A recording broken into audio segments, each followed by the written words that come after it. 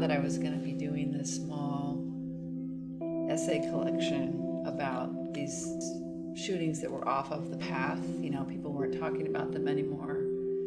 And I thought, well, what I should do is the first one should be the first one that was on television, and I'll get my brain around that and figure out some piece of it that wasn't discussed. And then that just got more complicated, and what kept drawing me back was the religious part. And I realized, you know, we tend in the U.S. not to talk about religion as a factor in violence unless it suits us politically. And then the fact that there was someone in the story that was a lost person, kind of a buried figure, made it interesting, because that became a way into talking about these lost stories that were part of the story.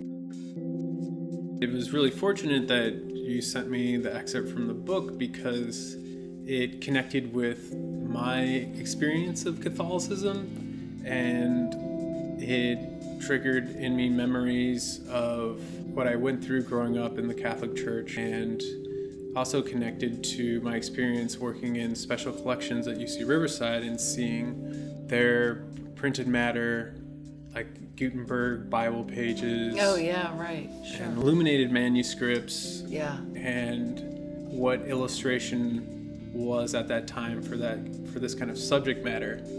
Since I was working from an excerpt of a nonfiction book, it made me think about the research that you had to do. And so you weren't just looking to the same book. Right. You weren't just looking to the same person. In a way, these different materials reflect the kind of search to piece the narrative together.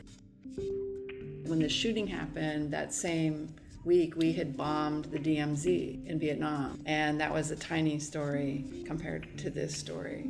That for me was that connection to it. Like, what kind of violence do we care about? We pay for a lot of it, we're invested in a lot of it, and then you have someone who's really not even equipped to deal with it himself, who's a walking wounded person, and what's he gonna do?